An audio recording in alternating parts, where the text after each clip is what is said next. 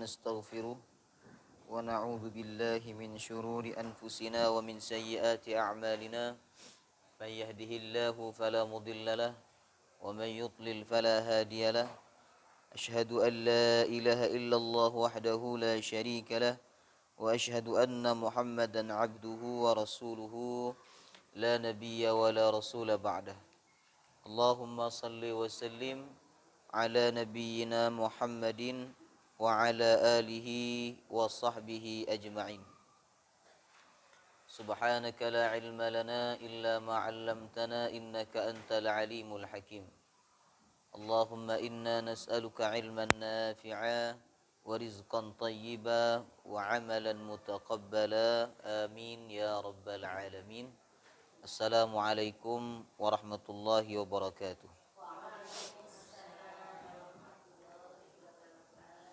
Alhamdulillah Allah subhanahu wa ta'ala memudahkan kita untuk kembali bersua di dalam majelis yang mulia, yaitu majelis ilmu. Semoga ilmu yang kita pelajari menjadi ilmu yang bermanfaat, berkah, sebagaimana yang kita minta kepada Allah. Allahumma inna nas'aluka ilman nafi'a wa rizqan tayyiba wa amalan mutaqabbala. Ya Allah, aku mohon kepadamu ilmu yang bermanfaat. Kalau ilmu seseorang itu bermanfaat, maka dia akan dimudahkan oleh Allah untuk mendapatkan yang kedua, wa rizqan tayyiba, rizki yang berkah, rizki yang baik. Kalau ilmunya bermanfaat, rizkinya baik, maka dia akan mendapatkan yang ketiga, wa amalan mutaqabbala, amal yang diterima oleh Allah subhanahu wa ta'ala. Maka semoga Allah subhanahu wa ta'ala memberikan kita keistiqomahan dalam ilmu dan amal sampai kita menghadap Allah. Amin ya rabbal alamin. Pagi hari ini sebagaimana yang saya sampaikan kemarin, kita akan tadabbur surah Al-Kafirun.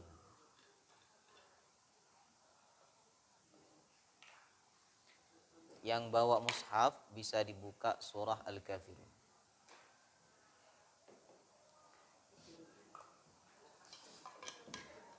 Jazakillah khairan. Sudah diruqyah ini ya? Alhamdulillah. Maaf ya yang puasa. Bismillah.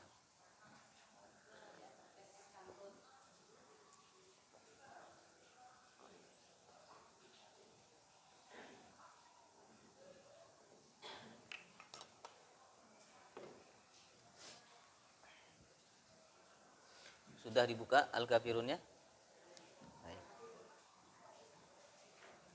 Coba yang tidak hafal Al-Kafirun angkat tangan. Yang tidak hafal. Hafal semua ya? Alhamdulillah.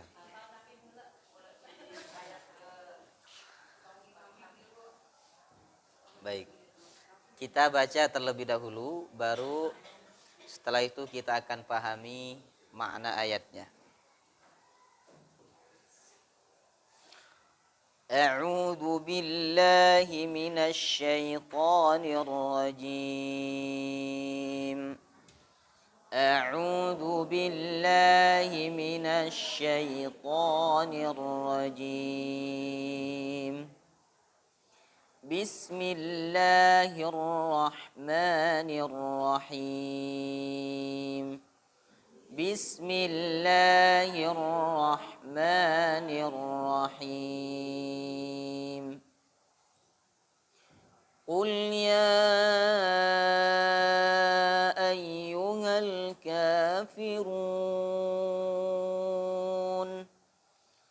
Qul ya ayyuhal kafirun. Qafnya tebal, qul, bukan kul. Kalau kul artinya makanlah. Kul, makanlah wahai orang-orang kafir. Maknanya berubah. Ini pentingnya belajar tahsin. Alhamdulillah di sini ada tahsin rutin kan setiap pekan?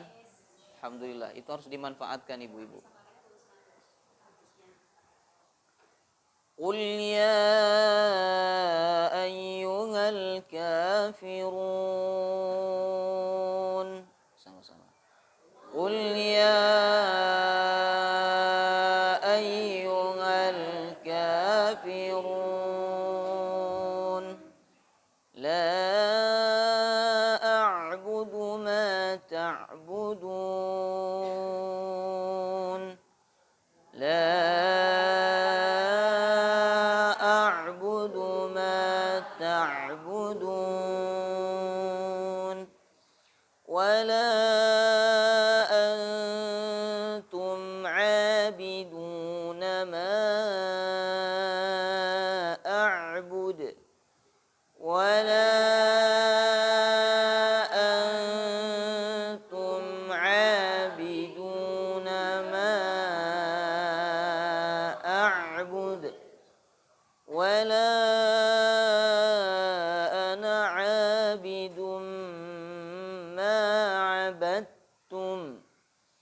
ولا أنا عابد ما عبدتم.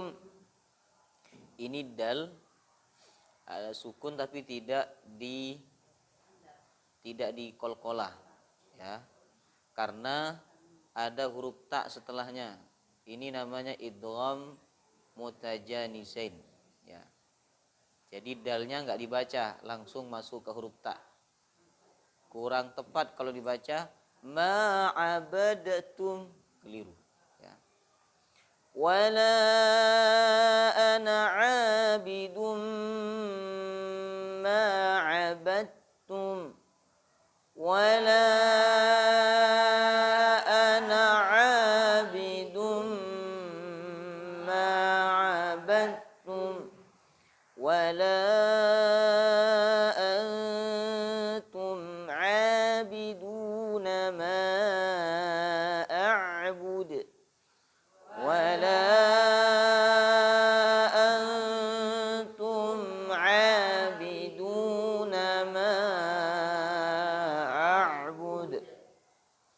lakum dinukum waliyadin.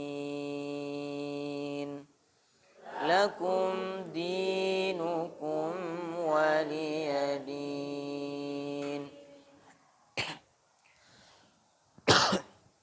Ada satu ayat yang diulang kembali, yaitu ayat nomor 2 dan diulang lagi di ayat nomor ayat nomor 3, diulang lagi pada ayat nomor 5.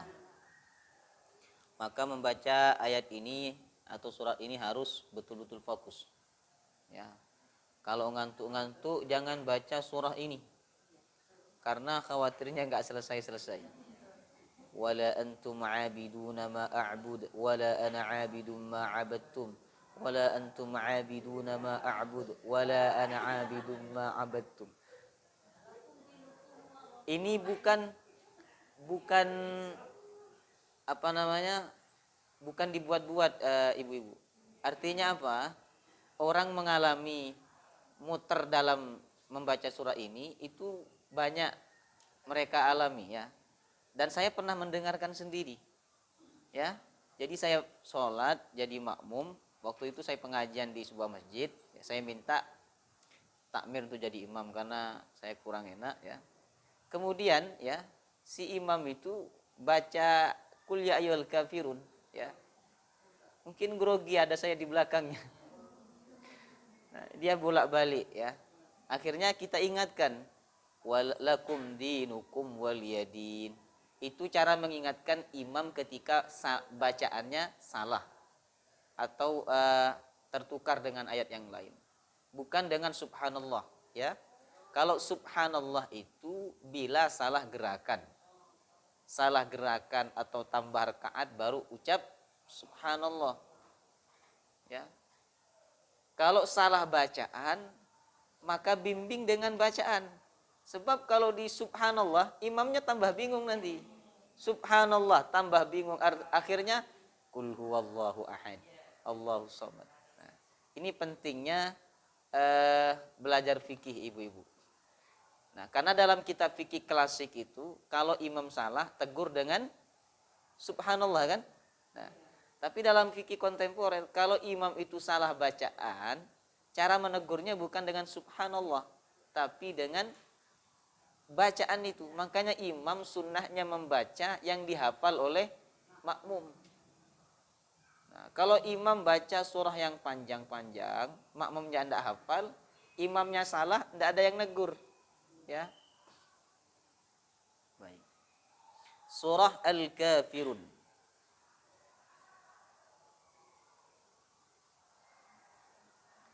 Surah ini termasuk surah couple. Tahu couple ya, tahu ya? Nah, punya pasangan. Jadi surah ini punya pasangan, bukan hanya manusia yang punya pasangan. Ya, bukan hanya makhluk Allah yang punya pasangan, tapi surah pun juga punya pasangan.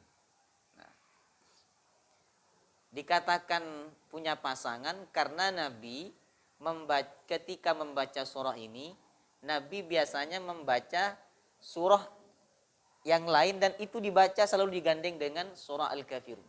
Nah, apa pasangannya? Yaitu surah Al-Ikhlas. Ini pasangan daripada surah Al-Kafirun. Contoh lain surah yang memiliki pasangan surah apa saja? Al-Kafirun. Apa lagi? Al-Kafirun dengan Al-Ikhlas. Apa lagi? Al-Falaq dengan An-Nas. Terus An-Nasr dengan Al-Lahab. Apa lagi? Al-A'la dengan Al-Ghasyiyah. Al-Jumu'ah dengan Al-Munafiqun. Nah, itu surah-surah yang memiliki pasangan ya. Artinya kalau panjenengan sholat di rakaat pertama baca Al-Kafirun, maka usahakan rakaat kedua baca Al-Ikhlas. Nah, jangan pisahkan dari pasangannya, walaupun ketika dipisah boten nopo-nopo. Tapi alangkah lebih sempurnanya kalau pasangan itu kita baca di rakaat yang kedua ya.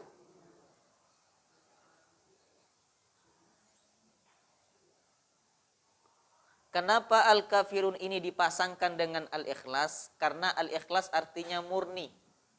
Murni dalam berakidah, murni dalam beribadah hanya kepada Allah. Sedangkan Al-Kafirun, orang-orang kafir mengajak Nabi Muhammad untuk berkompromi, untuk bekerja sama dalam menjalankan ajaran agama. 1 tahun kami menyembah Tuhanmu Muhammad, tahun berikutnya kamu dan umatmu menyembah Tuhan kami. Berarti kan ini tidak ikhlas, tidak murni dalam berakidah dan beribadah. Makanya Al-Kafirun dipasangkan dengan Al-Ikhlas ya. Nah, sekarang kita pahami dulu muqaddimah surahnya. Kalau kita belajar tafsir ibu-ibu, itu ketika kita membuka surah yang baru atau mempelajari surah yang baru, maka kita perlu memahami sejarah surah itu. Yang pertama adalah turunnya. Surah ini merupakan surah yang ke-19 turun kepada Nabi Muhammad di Mekah, berarti Makkiyah. Kalau di surah Al-Quran, maksudnya di dalam Al-Quran, ibu-ibu, surah An-Nasr ini surah yang keberapa? 110. Mohon maaf. Surah Al-Kafirun surah yang ke-109. Ya. Tapi kalau kita merujuk kepada sejarah turunnya, ternyata surah ini merupakan surah yang ke-19 turun kepada Nabi. Tapi di Al-Quran 109.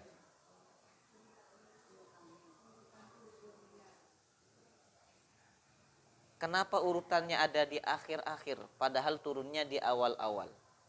Kenapa? Apa? Sesuai momen.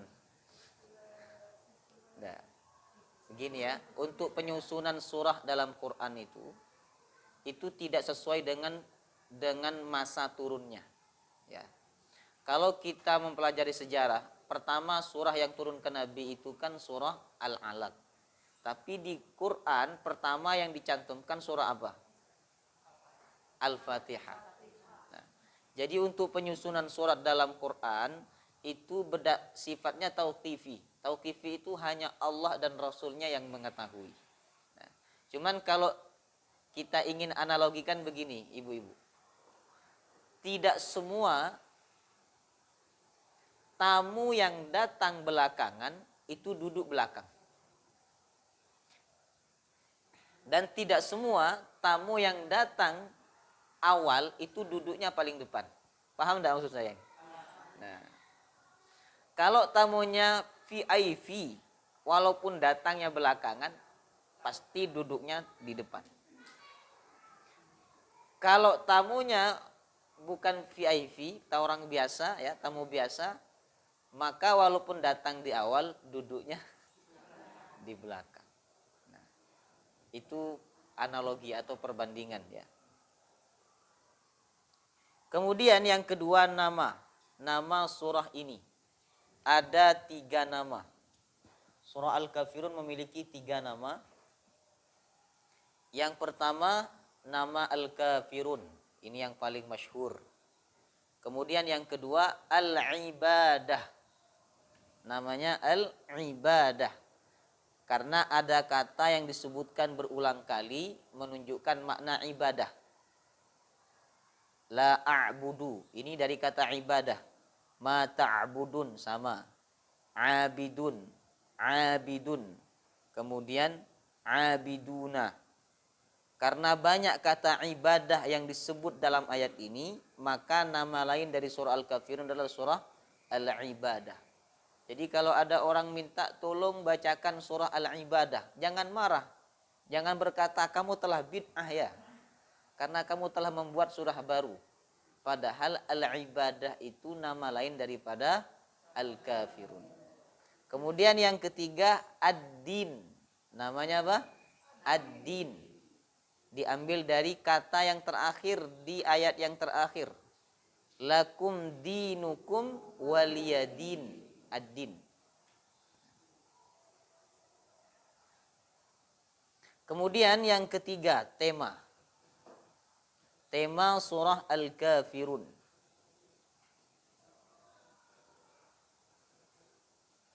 Penolakan terhadap usulan kafir Mekah, penolakan terhadap usulan kafir Mekah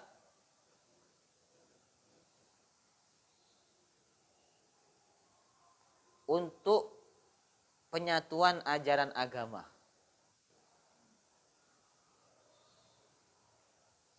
Penolakan terhadap usulan kafir Mekah untuk penyatuan ajaran agama. Penyatuan ajaran agama. Bukan. Kalau toleransi itu bukan, toleransi itu kan artinya membiarkan, kalau toleransi dalam beragama itu membiarkan orang lain beragama sesuai keyakinannya. Nah, betul. Iya, betul itu. Apa namanya? Nah, penyatuan dalam agama. Kesetaraan dalam agama. Nanti kita akan bahas ini lebih detail lagi di sebab turunnya. Keutamaan, kemudian yang keempat, keutamaan. Keutamaan surah Al-Kafirun.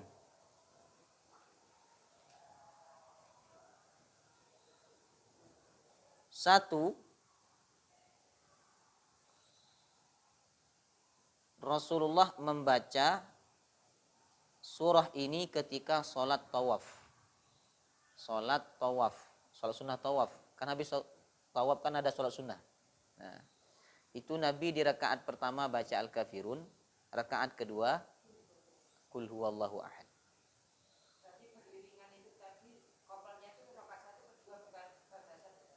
Betul. Rakaat pertama Al-Kafirun, yang kedua Al-Ikhlas. Ini Nabi membacanya di sholat sunnah tawaf. 2 rakaat ya. Hadisnya sahih ya, sahih Muslim. Kemudian yang kedua,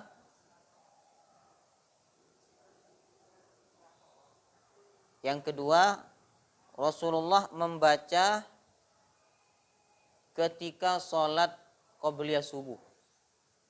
Ini menunjukkan keutamaan surah Al-Kafirun. Nabi membacanya ketika sholat sunat tawaf. Yang kedua ketika qobliyah subuh.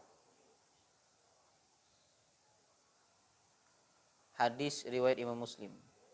Jadi ketika qobliyah subuh, ibu-ibu, yang sunnah dibaca itu adalah Al-Kafirun dan Al-Ikhlas. Nah, ini pentingnya belajar. Kalau orang tidak belajar, pokoknya hanya belajar yang umum-umum saja, dasar-dasar saja. Pokoknya mereka habis Al-Fatihah baca surat apa terserah yang mereka ingin baca. Tapi kalau orang belajar paham, maka dia tidak asal nyebut surat dalam sholatnya. Dia perhatikan dulu, ini sholat apa ya? Oh, qobliyah subuh. Nabi baca apa ketika qobliyah subuh? Ternyata yang dibaca oleh Nabi Al-Kafirun dan Al-Ikhlas. Itu panjenengan dapat 2 pahala. Yang pertama pahala membaca surat setelah Al-Fatihah karena hukumnya sunnah. Yang kedua mengikuti persamaan surah yang dibaca oleh Rasulullah SAW ketika sholat qobliyah subuh. Nah, orang kalau berilmu itu banyak sekali dapat kebaikan. Makanya Nabi mengatakan siapa yang diinginkan oleh Allah mendapatkan kebaikan, Allah akan pahamkan dia urusan agamanya. Sehingga dia mudah dapat kebaikan, dapat pahala. Ya. Kemudian yang ketiga, surah ini sebanding dengan 1/4 Al-Quran. Surah Al-Kafirun sebanding dengan 1/4 Al-Quran. Berapa juz ibu-ibu? Kalau 1/3 kan 10 juz. 1/4. 7,5 ya. Kalau panjenengan baca Al-Kafirun itu sebanding dengan membaca Al-Quran 7 juz setengah. Ini hadisnya sahih riwayat Imam Tirmizi. Ya, Imam At-Tirmizi. Ada yang menyebutnya Turmudi. Ada yang menyebutnya Tarmidi. Tapi saya lebih suka dengan penyebutan Tirmidzi dari desa Tirmid. Nah, nama aslinya Abu Isa Muhammad At-Tirmizi. Ya. Orang dulu lebih terkenal nama daerahnya. Jadi misalnya di daerah itu ada ulama tersohor, maka orang-orang menyebutnya misalnya daerah itu namanya Tirmid. Orang menyebutnya Imam Tirmidzi. Di artinya disandarkan kepada daerahnya. Nah, Tirmidzi. Kalau Malang, Malangi. Wah, susah kalau saya ini. Pontianak apa itu ya? Pontianak. Nggak cocok.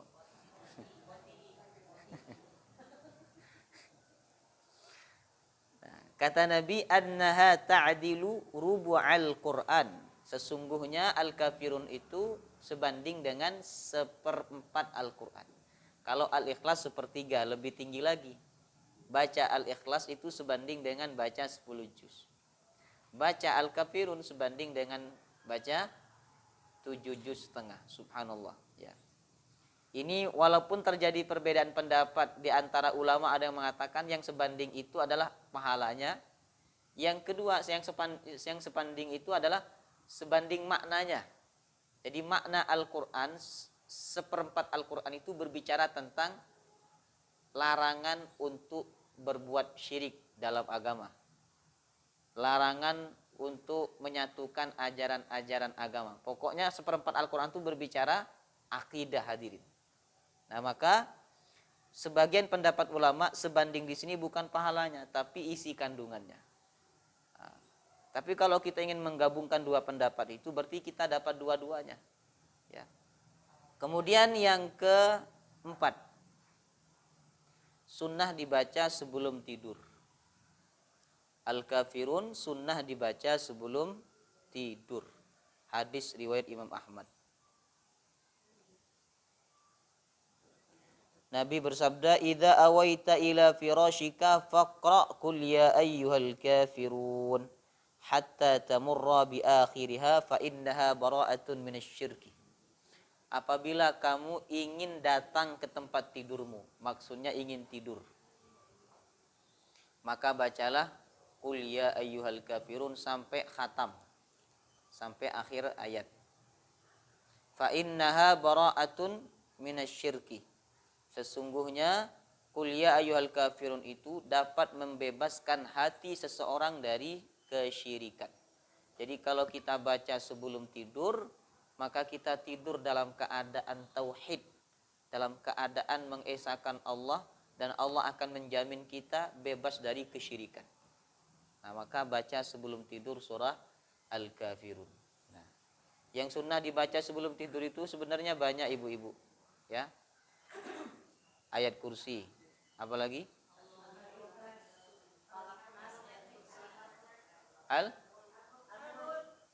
itu bukan sebelum tidur. Al-Muluk waktu malam, ya.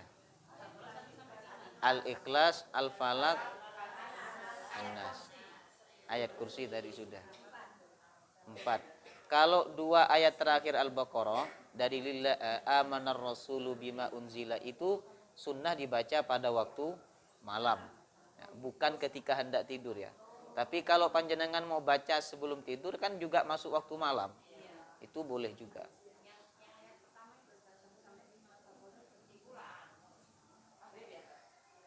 Napa?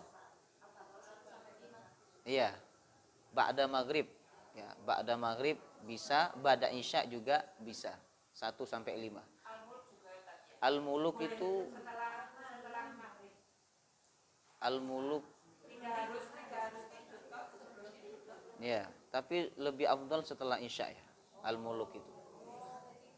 Karena malam itu ibu-ibu, kalau kita merujuk, jika kita berbicara ibadah, malam itu dimulainya setelah isya. Kan kemarin kita sudah mempelajari, ya, tentang keutamaan sholat isya berjamaah.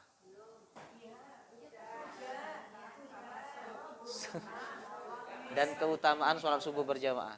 Nah, itu dihitungnya mulai dari ba'da isya. Malam itu kalau kita bicara qiyamul lail, ya, beribadah pada waktu malam, itu dihitungnya setelah sholat isya. Nah, maka Al-Muluk yang lebih utama dibaca setelah sholat isya. Belum waktu malam, jadi belum sunnah membaca surah Al-Muluk secara khusus, ya. Tapi mau baca Al-Quran saja, ya, tetap dapat pahala. Tapi untuk mendapatkan kesunahan Al-Muluk pada waktu malam belum, ya. Baca Al-Muluk, saya kalau baca Al-Muluk ba'da isya paling 5 menit selesai. 5 menit, 7 menit paling lama saya. Tabarakalladzi biyadihil mulku wa huwa ala kulli syai'in qadir.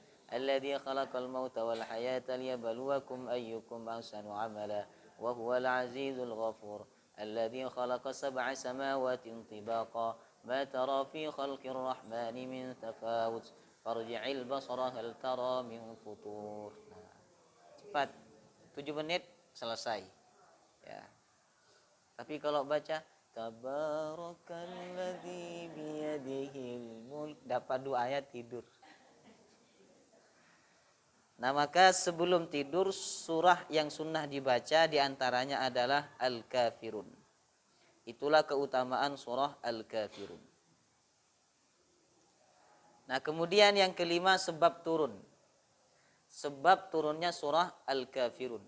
Nah, ada surah yang memiliki sebab turun, ada surah yang tidak memiliki sebab turun. Nomor 5. Enggak. Poin yang kelima. 5 besar. Ya, betul. Sebab turunnya surah Al-Kafirun. Al-Kafirun ini termasuk surah yang memiliki sebab turun, ibu-ibu. Apa sebab turunnya? Nanti kita akan kaitkan dengan Natal dan Tahun Baru. Ya.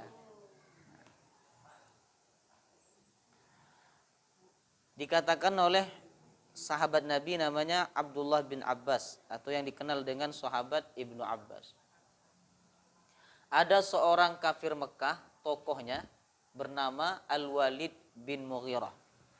Kemudian yang satu lagi Al-As bin Wa'il, yang satu lagi Al-Aswad bin Abdul Muthalib. Berarti ini siapanya Nabi nih?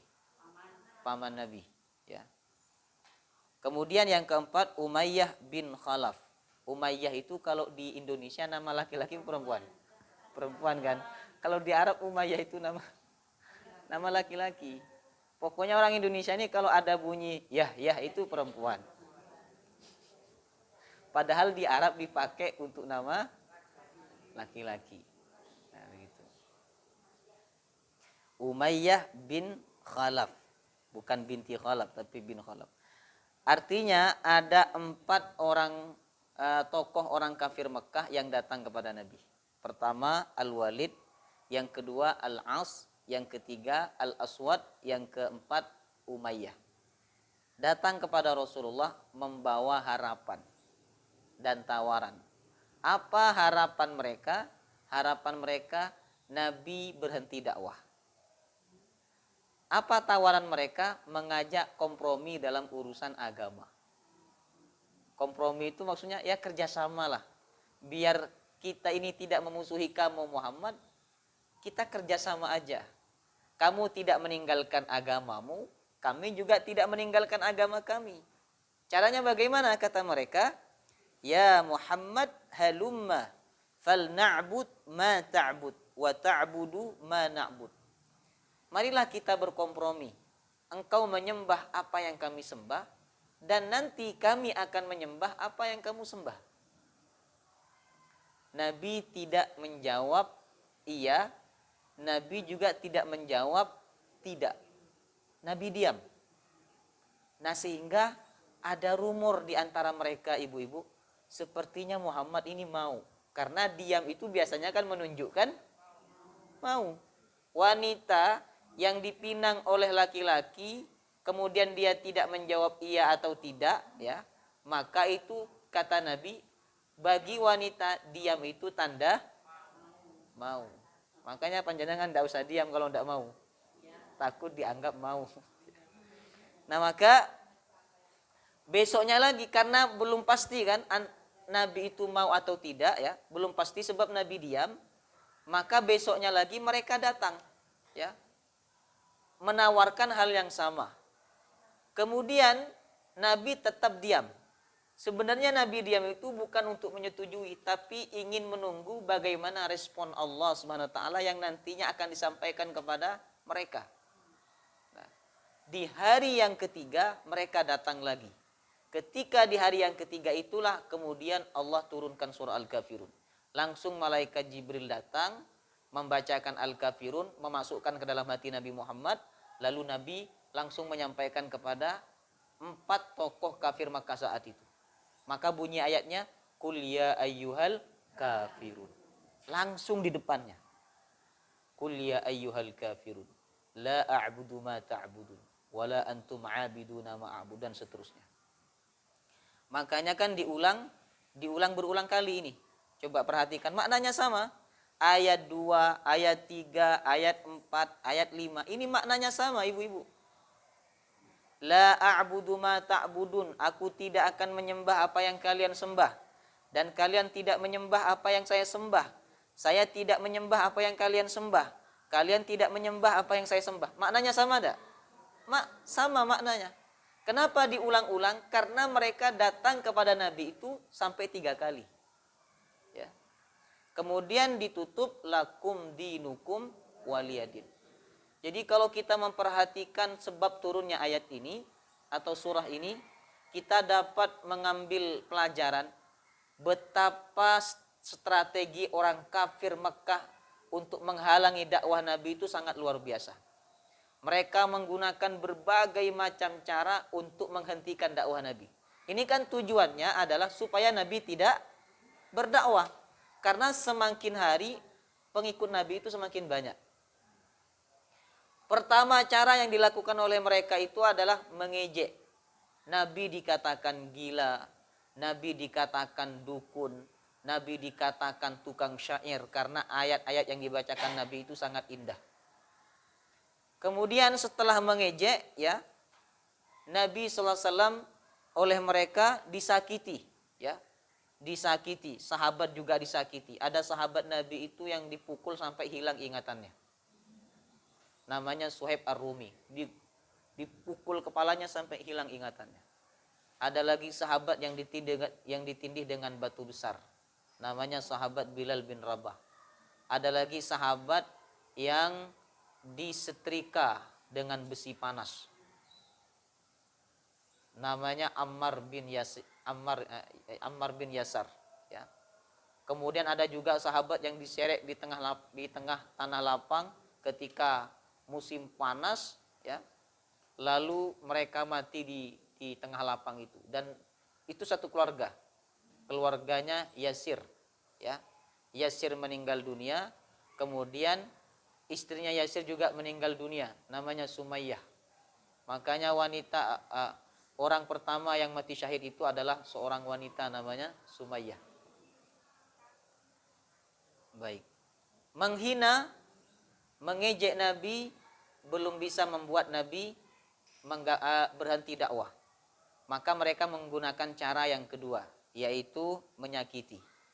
Nabi dilempari dengan debu, kemudian Nabi sallallahu alaihi wasallam lehernya pernah ditarik jadi ada serban di leher Nabi, ditarik oleh mereka sampai merah lehernya Nabi ya. Kemudian itu juga belum bisa membuat Nabi berhenti dakwah.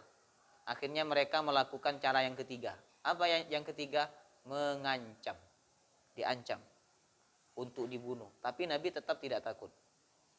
Kemudian karena dengan kekerasan Nabi itu juga tidak mau berhenti dakwah, maka mereka menggunakan cara yang lembut. Nah, ini hati-hati. Biasanya kalau mereka itu minoritas, ya, cara mereka memalingkan kita dari Islam itu caranya bukan keras, karena minoritas mereka. Nah, mereka pakai cara yang lembut. Nah, cara lembut yang dilakukan oleh mereka untuk menghentikan dakwah Nabi ini ada dua. Yang pertama, dengan menawarkan harta. Jadi ada orang datang kepada Abu Talib, karena Abu Talib saat itu sebagai walinya Nabi Muhammad. Ya, datang kepada Abu Talib, wahai Abu Talib, sampaikan kepada Muhammad, kalau dia mau berhenti dakwah, kami akan angkat dia sebagai pemimpin kami akan kumpulkan harta kami dan kami berikan kepada Muhammad sehingga dia menjadi orang yang paling kaya. Kami kumpulkan anak perempuan kami yang cantik-cantik dan kami berikan kepada Muhammad. Coba, itu kalau tidak kuat iman ibu-ibu, wah, lepas dakwahnya. Jadi orang paling kaya, kedudukan paling tinggi, istri paling cantik dan paling banyak. Ya. Lalu disampaikanlah oleh Abu Talib kepada Nabi Muhammad. Wahai Muhammad, ada tawaran demikian, kata Abu Talib. Kata Nabi, jangankan itu, seandainya mereka bisa meletakkan matahari di tangan kananku, bulan di tangan kiriku, aku tidak akan pernah meninggalkan dakwah. Berarti ini kan tidak berhasil ya. Nah, mereka menggunakan cara lembut yang kedua, yaitu mengajak kompromi dalam urusan agama. Jadi bahasa kasarnya begini, sudahlah Muhammad, kita ini tidak mau ribut-ribut, kita tidak mau ekel-ekelan, tidak mau, karena kamu ini kan keturunan terhormat. Nah, kami tidak mau ribut dengan engkau, kami tidak mau saling benci dengan engkau, ya. Nah, begini saja kata mereka, bagaimana kalau kita kompromi, kerjasama. Jadi gantian nyembah Tuhan. Setahun ini kamu nyembah Tuhan kami, tahun depan kami nyembah Tuhan kamu. Kami tidak meninggalkan agama kami, kamu pun juga tidak meninggalkan agama kamu. Nah, itu cara mereka untuk menggagalkan dakwah Nabi. Nah, maka langsung Allah turunkan surah Al-Kafirun menjawab tawaran mereka dengan tegas. Sampai diulang-ulang ini. La a'budu ma ta'budun, wala antum 'abiduna ma a'bud, wala ana 'abidum ma 'abadtum, wala antum 'abiduna ma a'bud, lakum dinukum waliyadin. Itulah sebab turunnya surah Al-Kafirun. Nah, sekarang kita masuk kepada tafsirnya.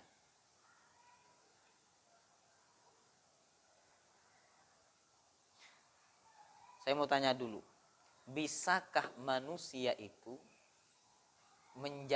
menjalankan dua agama secara bersamaan? Bisa tidak? Tidak bisa. Hati pasti akan menolak salah satunya dan akan condong kepada salah satunya. Sebab hati manusia itu, ibu-ibu, tidak bisa menerima dua hal yang berbeda. Ya. Tidak bisa menerima dua hal yang berbeda, ya. Kalau bukan urusan agama, mungkin bisa ya, secara bersamaan 2, 3, 4 bisa, ya. Tapi kalau sudah masuk urusan agama, tidak bisa manusia itu menjalankan urusan agama, dua agama dalam waktu yang bersamaan, tidak bisa, ya. Karena hati manusia tidak bisa menerima dua hal yang berbeda.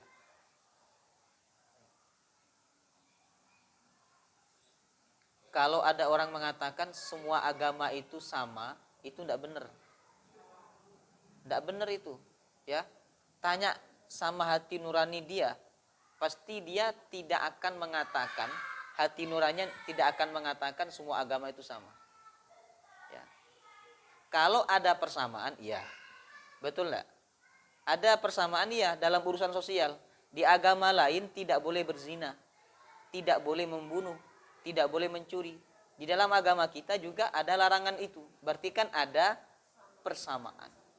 Tapi secara prinsip beda, ibu-ibu. Secara akidah beda. Ya. Allah berfirman, "Qul," katakanlah atau sampaikanlah wahai Muhammad, "Ya ayyuhal kafirun," wahai orang-orang kafir. Nah, sekarang saya mau tanya, boleh tidak nyebut orang non muslim dengan sebutan kafir? Hah? Boleh. Misalnya panjenengan punya teman non muslim, Fir, kafir, ayo ikut pengajian, kafir. Gimana? Boleh enggak itu? Hah? Boleh tapi enggak usah ya? Oh. Nah, dari kata kafaro, artinya menutupi. Kenapa dia dikatakan kafir, orang yang menutup? Karena dia menutup hatinya, tidak membuka hatinya untuk percaya kepada Allah dan Nabi Muhammad.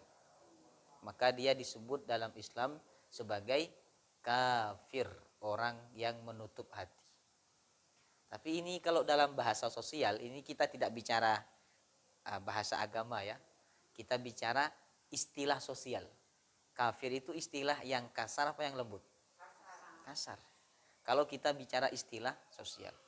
Makanya ibu-ibu, dalam konteks sosial, Nabi SAW tidak pernah memanggil non-muslim itu dengan sebutan kafir. Tidak pernah. Ya kafir Abu Jahal, ya kafir Abu Lahab, tidak pernah. Tapi dalam konteks Al-Quran, dalam konteks agama, ya, Nabi diperintahkan oleh Allah untuk menyebut dengan istilah kafir. Nah, maka pelajarannya apa? Kalau dalam konteks agama, agama itu kan sesuatu yang sakral, tidak bisa dirubah. Jadi tidak bisa ayat ini dirubah, "Qul ya ayyuhal non muslim." Tidak bisa, tidak boleh bahkan. Ya. Tapi kalau dalam konteks sosial, istilah sosial, nah lebih baik jangan menggunakan kata kafir, tapi langsung namanya saja, atau non, ya, non Islam, non Muslim, ya. Karena istilah kafir ini dalam konteks sosial itu kedengarannya agak kasar, memang tidak lembut. Walaupun sebenarnya maknanya ini adalah sangat lembut, bahkan lebih lembut daripada istilah non Muslim. Muslim artinya orang yang selamat, non Muslim orang yang tidak. Nah, itulah akibat orang yang tidak paham bahasa Arab ya. Jadi orang tidak paham bahasa Arab, karena mereka tidak paham bahasa Arab, jadi mereka menganggap non Muslim itu lebih lembut, istilah sosialnya lebih lembut dibandingkan kafir. Ya ayyuhal kafirun, wahai orang-orang yang kafir. Siapa orang kafir yang dimaksud oleh ayat ini? Nah, 4 yang tadi itu. Ada siapa saja tadi? Al-Walid bin Mughirah, Al-As bin Wa'il, Al-Aswad bin Abdul Muttalib, Umayyah bin Khalaf. Dan orang kafir pada umumnya. Kemudian la a'budu ma ta'budun. Aku tidak menyembah apa yang kalian sembah. Aku tidak menyembah apa yang kalian sembah. Baik. Saya ingin sedikit tadi lewat ya mengenai makna kafir. Kafir ini dari kata kafara. Artinya apa? Apa bedanya kafir dengan kufur, ibu-ibu? Betul apa? Biarkan. Ini saja minta tolong ya. Kafir dengan kufur apa bedanya? Kalau kafir menutup, kalau kufur mengingkari. Kan dari akar kata yang sama. Kafir, bagus nih ya, alhamdulillah.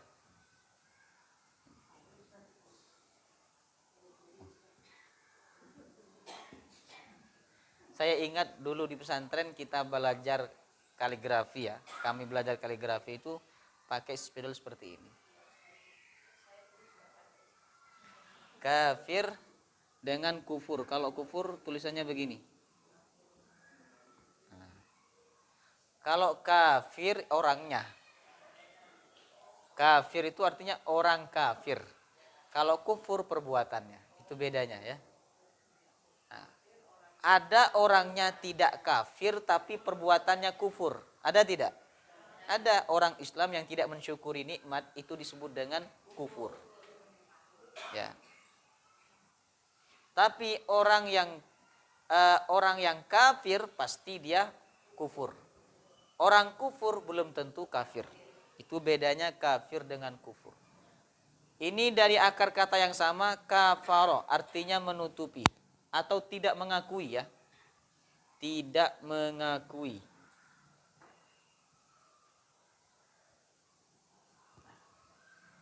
Ada hadis menarik, mana tutupnya ini? Takut keanginan. Ada sebuah hadis ya. Dikatakan dalam hadis riwayat Imam Al-Bukhari mengenai makna kafir ini, kufur ya. Kata Nabi, suatu saat aku diperlihatkan neraka. Jadi Nabi itu diperlihatkan neraka oleh Allah hal yang biasa. Karena batin Nabi kuat. Kalau kita diperlihatkan neraka ibu-ibu, kita tidak akan enak makan. Tidak enak makan, tidak mau kerja. Terus maunya ibadah terus. Ya. Karena batin kita ini tidak kuat. Makanya kita tidak diperlihatkan neraka. Nabi pernah diperlihatkan neraka, lalu Nabi memandang neraka itu yang paling banyak penghuninya adalah perempuan, ya, wanita. Kemudian sahabat tanya kepada Rasulullah, "Bima ya Rasulullah, kenapa mereka itu kok menjadi penghuni neraka paling banyak?" Kata Nabi, jawaban Nabi apa? Ini. Bikufrihinna. Karena kufur. Ingat ya, bukan karena kafir, tapi karena kufur. Kufur apa artinya tadi? Ini, enggak yang ini. Tidak mengakui atau menutup hati. Ya. Sahabat tanya lagi ke Rasulullah, "Ya Rasul, memangnya mereka itu kufur kepada Allah, menyekutukan Allah?" Kata Nabi, tidak. Walakin yakfurnal ashir. Tapi mereka itu kufur kepada suaminya. Nah, kufur kepada suami itu berarti tidak mengakui kebaikan suami. Tidak mau mengakui kebaikan suami. dan lebih mengakui kebaikan suami orang lain. Nah, itu bahaya. Hati-hati ibu-ibu ya. Jadi maksud saya begini ya. Coba kamu lihat itu. Baik banget sama istrinya. Terus sayang banget sama istrinya. Jadi dia lebih mengakui kebaikan suami orang lain dibandingkan suaminya sendiri. Ya. Oh, ngasih contoh perbandingan ya. Nah, kata Nabi, bikufrihinna, karena wanita itu kufur kepada suami. Artinya tidak mengakui kebaikan suami. Maka wanita ahli syurga itu adalah wanita yang suka mengakui kebaikan suaminya. Alhamdulillah ya Allah, suaminya ketika sedang duduk santai dipijit kakinya sama panjenengan, dipijat ya. Kemudian panjenengan berkata, alhamdulillah saya bersyukur kepada Allah punya suami baik seperti panjenengan, Pak. Bersyukur kepada Allah. Ya. Tapi jangan gini mulutnya, saya bersyukur ke Allah. Jangan begitu mulutnya ya. Jadi mengakui kebaikan suami itu termasuk ibadah yang paling mulia yang harus dilakukan oleh seorang istri ya. Senang ibu-ibu kalau suami itu diakui kebaikannya oleh seorang istri. Ini cerita dari seorang suami ya. Iya. Bayangkan kalau misalnya panjenengan bilang kepada suami panjenengan, Mas, biasanya manggil apa kepada suami?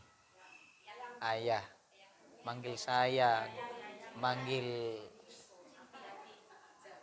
Kalau istri saya manggil saya itu kadang manggil Ustadz ya. Karena dulu kan kita satu pesantren ya di Pontianak ya. Bukan murid saya. Bukan murid saya ibu-ibu ya. Nah, cuman di pesantren itu kan saya kelas 3 SMP sudah ngajar.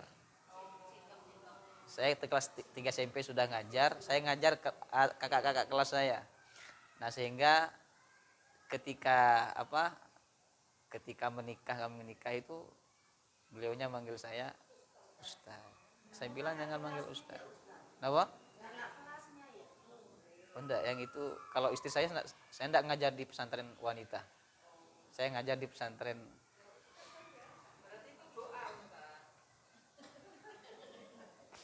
Baik. Bayangkan kalau panjenengan mengakui kebaikan suami itu senang suami. Ya, saya bersyukur kepada Allah karena Mas ini suami yang baik, yang taat, yang soleh, senang. Itu senang ibu-ibu. Nah, tapi kalau panjenengan tidak mengakui kebaikan suami gara-gara suami buat salah sedikit, itulah penyebab panjenengan masuk neraka.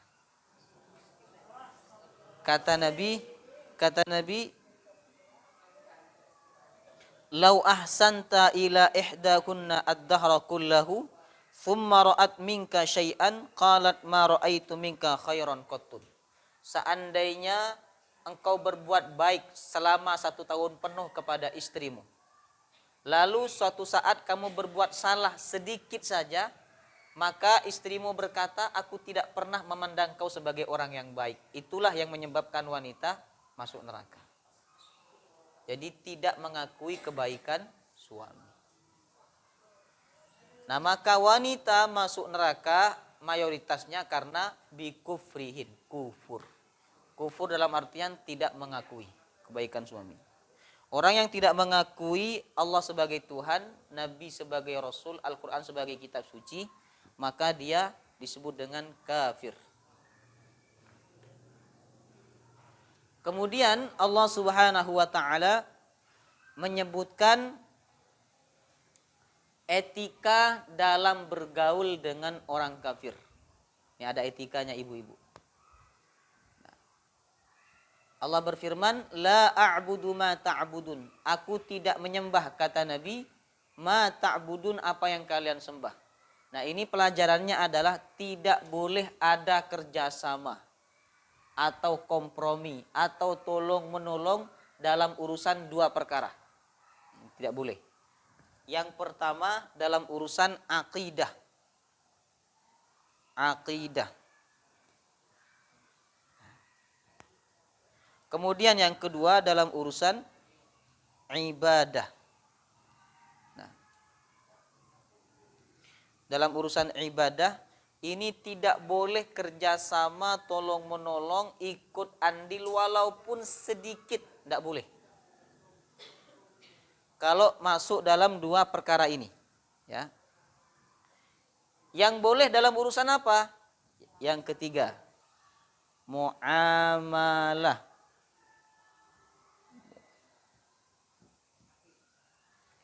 Muamalah, ya. Yang ini tidak boleh. Ini boleh. Kalau ada sebuah permasalahan, ada yang mengatakan boleh, ada yang mengatakan tidak boleh. Sebenarnya gampang untuk menilai itu. Di mana permasalahan itu kita masukkan. Kalau kita memasukkan, mengkategorikan sebagai akidah, urusan akidah, keyakinan, berarti tidak boleh ikut andil. Hanya sekedar mengucapkan selamat itu tidak boleh. Sekarang saya tanya, Natal itu masuk yang mana? Akidah. Apakah muamalah? Tidak. Karena Natal itu bukan bukan budaya mereka. Bukan bukan kebiasaan mereka, tapi itu sudah masuk kepada ajaran, ya. Nah, maka ketika berbicara Natal, kita akan masukkan dulu Natal itu masuk di bagian akidah, ibadah atau muamalah. Yang akidah, nah, masuk di bagian yang pertama ini, akidah dan ibadah, ya. Nah, berarti kalau masuk di bagian ini ibu-ibu, tidak boleh kita ikut andil walaupun hanya dengan ucapan selamat, tidak boleh. Oh, di luar sana akan ada ustadz-ustadz bilang tidak apa-apa ucap selamat Natal. Nah, ya silakan kalau panjenengan mau ikut sana silakan. Ya. Tapi kalau saya menggolongkan Natal itu bagian daripada ritual, ya, akidah atau ibadah, maka kita ikut andil di dalamnya, ya, hanya sekedar ucap selamat itu tidak boleh. Tapi kalau dalam urusan muamalah, muamalah itu urusan kemanusiaan, ya, urusan sosial, ekonomi, kemanusiaan, boleh tidak ucap selamat? Halo, boleh tidak? Nah, misalnya anaknya nikah, ya, panjenengan punya kawan non muslim, anaknya nikahan. Nah, nikahan, acara resepsi ini kan masuk dalam muamalah, ya. Maka panjenengan ucap selamat ya atas pernikahannya. Tidak apa-apa, semoga langgeng, semoga rezekinya lancar. Tidak apa-apa, itu masuk dalam urusan muamalah. Muamalah ini urusan dunia, kemudian ada juga urusan ekonomi, ada juga urusan kemanusiaan ibu-ibu, ya. Di muamalah itu ada 3, ya. Ada sosial, kemudian ekonomi, kemudian manusiaan. Wah, ini tulisan doktor, ya.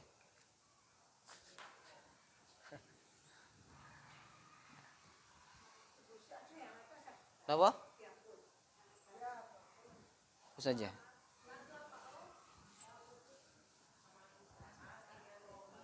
Maaf ya.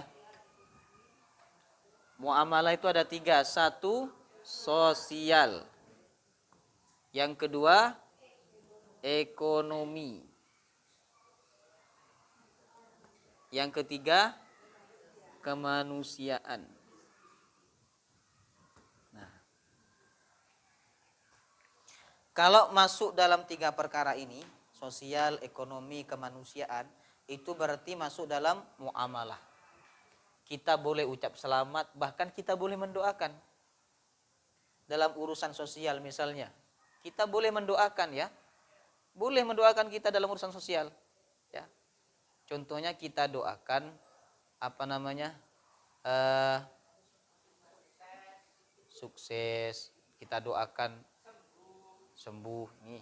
Kemudian dalam urusan ekonomi juga boleh kita doakan. Misalnya dia punya dagangan, kita doakan semoga laris manis, ya. Kemudian yang ketiga, dalam urusan kemanusiaan kita boleh mendoakan, ya. seperti yang di mana di Cianjur ya, ada non muslim yang terkena musibah, kita doakan semoga mereka sabar, kemudian diberikan ketabahan dan diberikan kesembuhan atas sakitnya. Itu boleh, karena masuk dalam urusan muamalah. Tapi kalau sudah masuk dalam urusan akidah dan ibadah, tidak boleh ikut andil sedikit pun, walaupun hanya dengan ucapan selamat, tidak boleh. Nah sekarang saya mau tanya, kalau tahun baru Masehi itu masuk yang mana ibu-ibu? Hah? Nanti dipelajari lagi ya. Dipelajari lagi. Saya juga tidak tahu tahun baru itu memang ajaran agama yang menganjurkan untuk merayakan tahun baru ya, ataukah itu memang dibuat oleh kelompok-kelompok tertentu lalu diikuti oleh kelompok lain ya. Nah kalau itu bukan masuk bagian daripada agama ya, hanya dilakukan oleh sekelompok orang non muslim lalu orang lain mengikuti ya, berarti itu bukan masuk akidah ibadah, itu masuk muamalah. Nah kalau masuk muamalah tergantung ibu-ibu, ini bergantung isinya. Nah kalau isinya tidak ada yang melanggar syariat ya tidak apa-apa. Tidak ada yang melanggar syariat, misalnya untuk mengalihkan orang-orang supaya tidak minum khamar, supaya tidak berjudi, supaya tidak berzina, akhirnya dibuatlah tabligh akbar. Itu tidak apa-apa, boleh-boleh saja. Nah, tapi kalau tujuannya adalah untuk mengagungkan agama-agama tertentu, keyakinan tertentu, tidak boleh ya. Misalnya tahun baru Masehi untuk mengagungkan umat yang agama Nasrani dan sebagainya, tidak boleh, karena masuk dalam urusan akidah maupun ibadah ya. Tapi kalau dalam urusan muamalah boleh. Ini pernah dicontohkan oleh Nabi. Nabi itu pernah minta bantuan kepada raja non muslim, namanya Raja An-Najasyi ya. Beliau pernah mengutus sahabatnya untuk hijrah ke Habasyah. Nabi juga pernah menghadiri undangan orang Yahudi. Ini menunjukkan bahwa boleh kita memenuhi undangan non muslim. Dan kita tidak perlu bertanya, kamu masaknya bagaimana? Kata dia, kamu nanya. Kan orang sekarang kan begitu. Itu kalau tidak betul-betul menjaga ucapan, maka ucapan itu bisa membuat dia masuk neraka, kata Nabi. Hati-hati ya. Dalam urusan sosial boleh.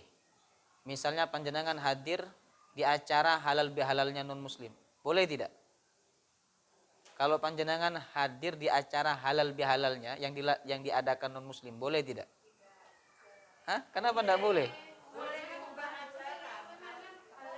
Hah?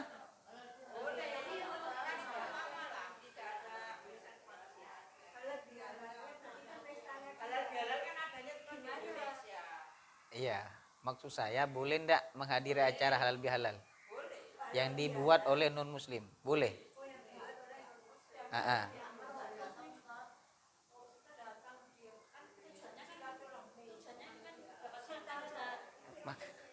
Apa dapat makan? Nah baik, halal bihalal itu ibu-ibu istilah yang dibuat oleh orang muslim Indonesia. Nah, jadi kalau ada orang non muslim pakai istilah itu ya tidak apa-apa. Artinya apa? Kalau mereka buat acara halal bihalal, nah kita boleh datang, makan boleh, dan tidak perlu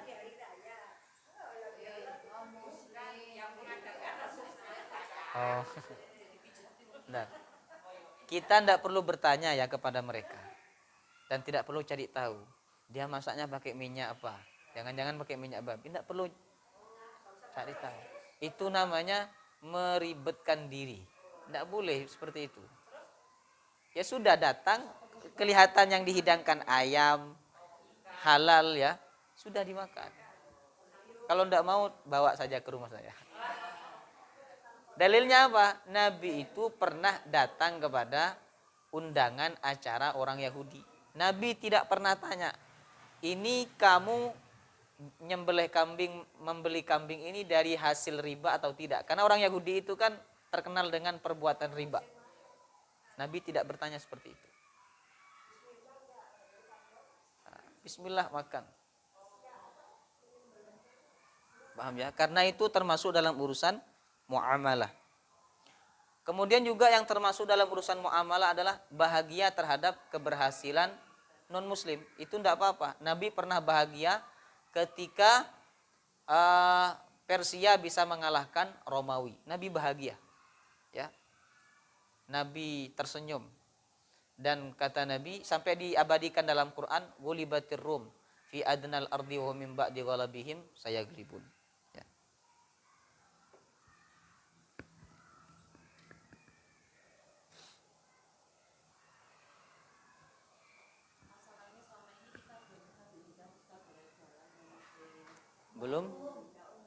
Belum pernah diundang.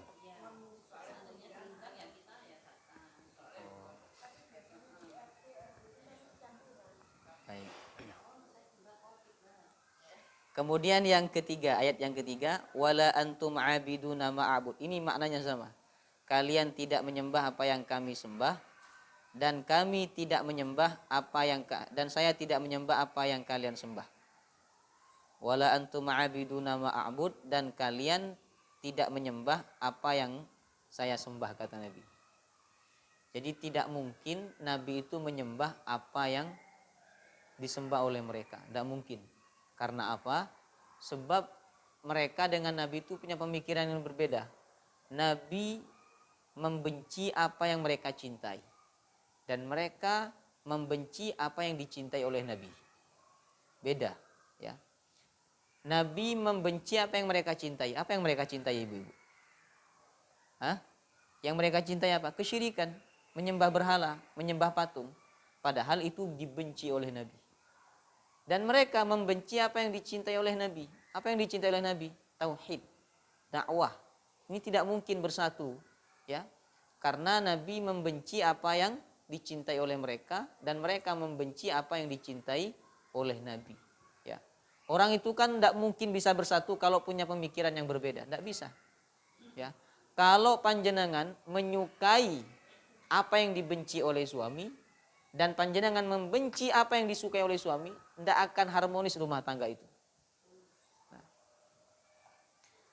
Kemudian ditutup lakum dinukum waliyadin. Bagi kalian agama kalian, bagiku agamaku. Ini terdapat pelajaran. Dari ayat yang terakhir ini terdapat pelajaran yang pertama, tidak boleh mencampur adukkan kebenaran dengan kebatilan. Sudah. Batil ya batil. Benar-benar tidak boleh dicampur antara kebenaran dengan kebatilan. Makanya Nabi mengajarkan doa kepada kita untuk memohon kepada Allah agar yang benar ditampakkan sebagai kebenaran dan yang batil ditampakkan sebagai kebatilan. Apa doanya? Allahumma arinal haqqa haqqa warzuqnat wa arinal batila batilan warzuqna ijtinaba. Karena kalau orang menganggap kebenaran itu sebagai kebatilan atau kebatilan sebagai kebenaran, ini berbahaya. Sehingga dia mencampur adukkan antara kebenaran dengan kebatilan. Ya. Banyak sekali sekarang ini campur aduk antara kebenaran dengan kebatilan. Contohnya adalah pakaian. Pakai jilbab itu benar tidak? Benar. Pakai jilbab itu benar. Tapi kalau pakai jilbab terus pakaiannya ketat, nah itu kan bercampur antara kebenaran dengan kebatilan. Kalau bercampur antara kebenaran dan kebatilan, maka yang menang itu apa? Yang batil. Jadi misalnya, ya, air ini halalan thayyibah. Dicampur dengan khamr 1 tetes. Halal atau haram? Kayak yang halam. Kalau halam itu halal haram.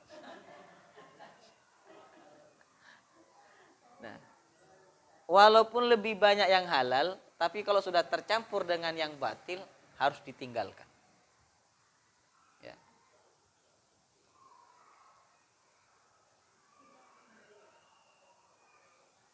Makanya kita diajarkan doa, Allahumma arinal haqqa haqqa warzuqna tibaa wa arinal batila batilan warzuqna jinaba. Kemudian pelajaran yang kedua dari ayat nomor 6 ini,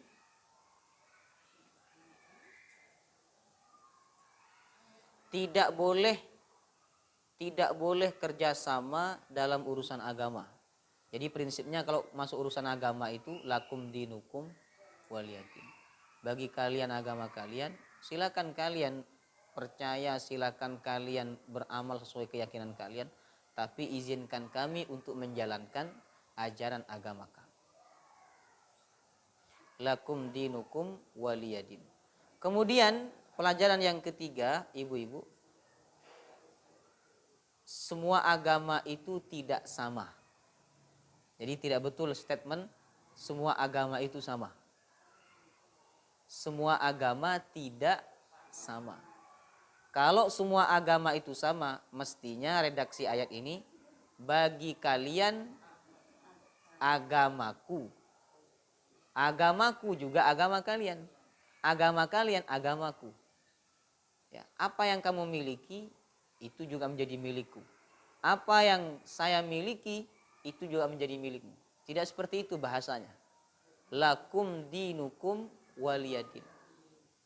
Bagi kalian agama kalian, sedangkan bagiku ya agamaku. Ini menunjukkan bahwa tidak ada kesamaan, semua agama itu tidak sama.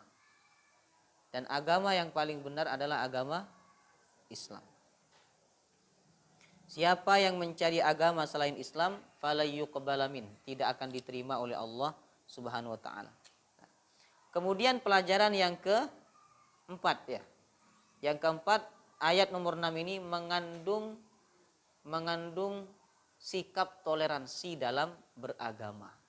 Toleransi itu bukan berarti kita terjun bebas ya. Toleransi itu adalah kita membiarkan orang lain menjalankan agama mereka tanpa mengganggu, tanpa mencaci, tanpa menghalangi. Itu namanya toleransi. Jadi Islam itu agama yang sangat tasamuh. Tasamuh dalam arti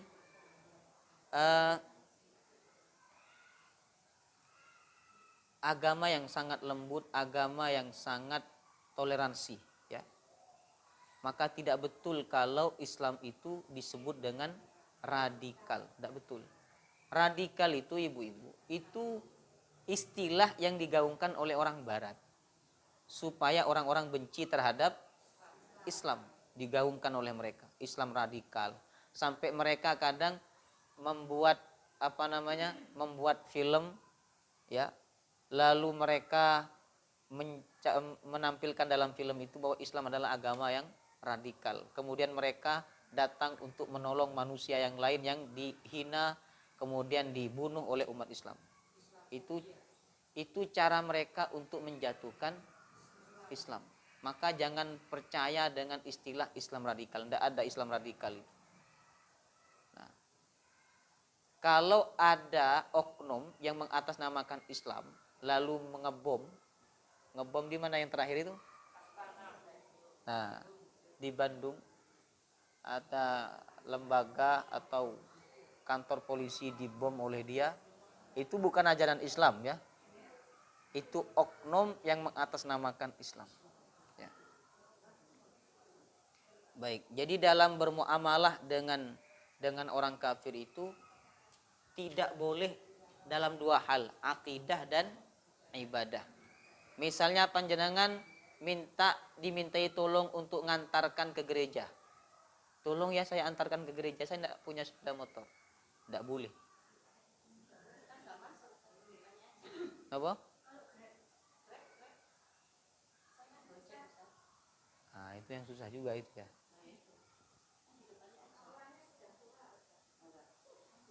Gimana? Kalau menolong boleh dalam urusan muamalah ya. Tapi dalam urusan akidah dan ibadah ini tidak boleh. Iya, karena kalau sudah ke gereja itu kan masuk dalam urusan akidah dan ibadah, tidak boleh. Itu termasuk menolong dalam keburukan. Padahal Allah berfirman, wala ta'awanu 'alal itsmi wal 'udwan. Janganlah kalian saling tolong menolong dalam dosa dan permusuhan. Tidak boleh. Nah, kalau dia tidak tahu bahwa yang bersangkutan akan ke gereja, ya tidak apa-apa kalau tidak tahu. Ya. Tapi kalau tahu, misalnya kan ada tujuan kemana kan? Gereja di mana gitu, nah, itu tidak boleh. Ya. Karena termasuk tolong menolong dalam. Kalau tidak tahu, tidak ada hukum bagi orang tidak tahu. Ya.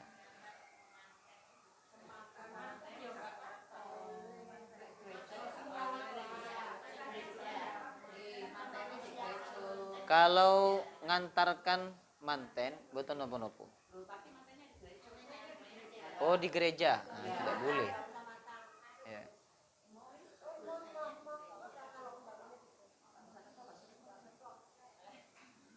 Wallahu taala alam.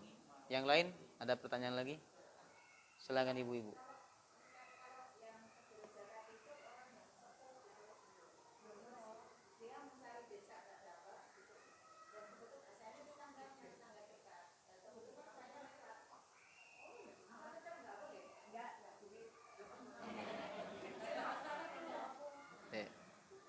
Bentar ya. Baik. Karena seandainya dia ke pasar, maka harus bahkan sangat amat dianjurkan untuk digonceng. Kalau dia ke pasar ya. Nah, coba tanya, ibu mau kemana? Mau ke pasar. Nah, ternyata minta tengah jalan minta ke gereja.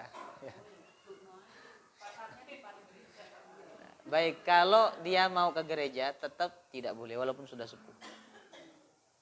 Karena kalau kita antarkan dia ke gereja, alasan dia sudah sepuh, berarti kita sudah membantu dia dalam perkara kebatilan. Tidak boleh ya. Ustadz kan kasihan, agama ini tidak pakai perasaan. Kita beragama pakai dalil. Ya, dalilnya tidak boleh menolong dalam dosa dan permusuhan.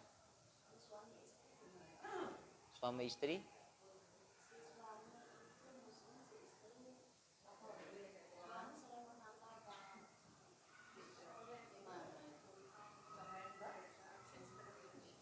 tidak bisa harmonis ya kalau dalam satu rumah itu ada dua agama. Tidak bisa harmonis ya. Ya. Tapi tetap tidak boleh suami ngantarkan istrinya ke gereja, tetap tidak boleh. Karena itu termasuk menolong dalam keburukan. Ya. Jadi tidak boleh tolong menolong dalam kebatilan, ibu-ibu. Ya. Walaupun anak tidak boleh, ya.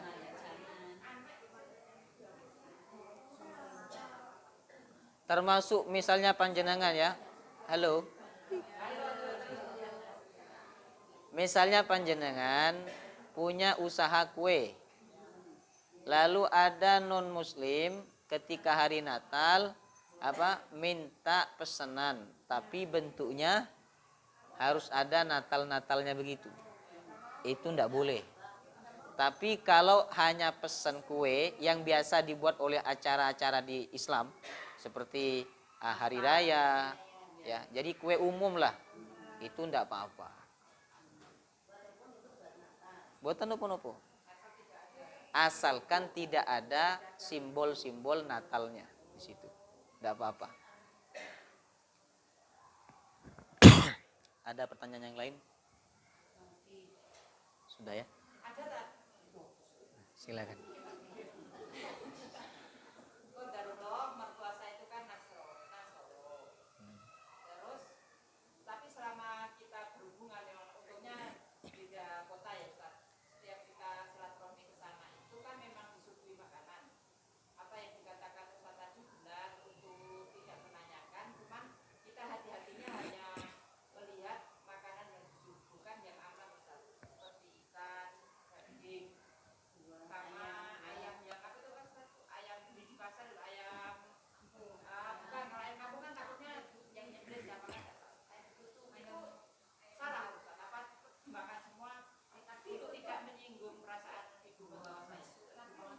Bagaimana? Ayam apa?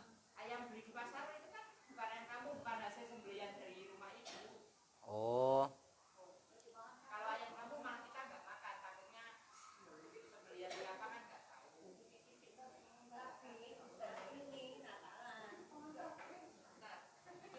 baik. Gini ya. Nabi itu pernah dikasih makanan oleh orang yang tidak dikenal. Ya. Lalu Aisyah tanya ke Rasulullah, ya Rasul, ini kan kita tidak tahu dia nyembelihnya sebut nama Allah atau tidak. Atau tidak nyebut nama apa-apa. Karena nyebut nama Allah ketika nyembelih binatang, nyembelih sapi, ayam, kambing, bebek, dan sebagainya, itu hukumnya sunnah. Ya ibu-ibu, hukumnya apa? Sunnah, tidak wajib. Artinya apa? Kalau ada non-muslim nyembelih ayam, nyembelih sendiri ya, nah dia tidak nyebut nama apa-apa. Nama Yesus tidak disebut, nama Allah juga tidak disebut, berarti halal. Paham ya? Kalau kita tidak tahu, oh kok ada salamannya? Kalau kita tidak tahu dia sebut nama Allah atau nama Yesus, berarti sudah makan, kata Nabi, bismillah. Bismillah makan. Seperti KFC, itu kan kita tidak tahu yang nyembelih sebut nama Allah atau nama Tuhan mereka atau tidak sebut nama apa-apa. Nah maka bismillah makan. Halal itu. Nah panjenengan datang ke rumah mertua, dihidangkan makan ayam kampung yang disembelih oleh mertuanya sendiri, panjenengan tidak tahu itu sebut nama Allah atau nama Tuhan dia atau tidak sebut nama siapa-siapa. Maka kata Nabi, kalau tidak tahu, bismillah makan. Dan panjenengan sebagai seorang menantu, ketika hari Natal tidak boleh berkunjung. Tidak boleh berkunjung ya. Tidak boleh berkunjung, tidak boleh bawa hadiah, tidak boleh ucap selamat. Wallahu ta'ala alam bisawab. Kita tutup. Subhanakallahumma bihamdika asyhadu an la ilaha illa anta astaghfiruka wa atubu ilaik. Wassalamualaikum warahmatullahi wabarakatuh.